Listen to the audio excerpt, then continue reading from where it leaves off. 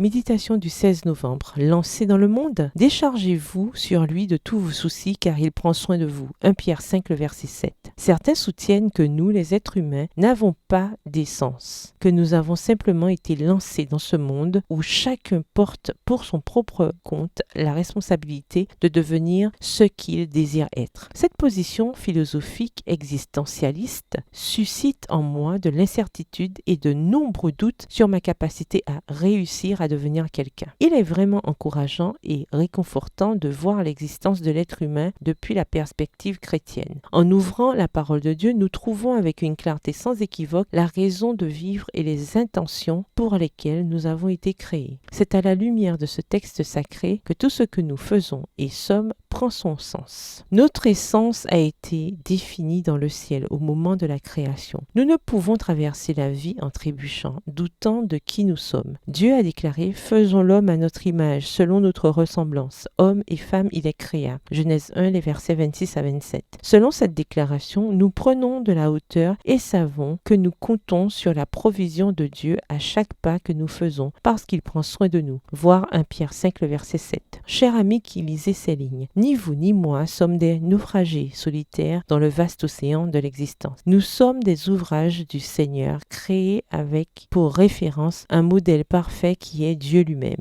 Certes, le péché et le passage des siècles après lui ont érodé cette perfection originelle, mais quand le Christ viendra, elle sera restaurée en nous. Quand quelqu'un ou quelque chose vous fait douter de qui vous êtes, écoutez Dieu vous dire, vous par contre, vous êtes une race élue, un sacerdoce royal, une nation sainte, un peuple racheté, afin d'annoncer les vertus de celui qui vous a appelé des ténèbres à son admirable lumière. 1 Pierre 2, le verset 9. Si vous n'oubliez pas vos origines et ne perdez pas de vue l'objectif pour lequel vous avez été créé, vous n'aurez aucun doute pour parvenir à votre destination finale, le royaume de Dieu. Saisissez pleinement votre potentiel, car ce n'est pas un esprit de crainte que Dieu nous a donné, mais un esprit de force, d'amour et de maîtrise de soi. 2 Timothée 1, le verset 7 dans la version Jérusalem. Bonne journée, que l'Éternel vous bénisse.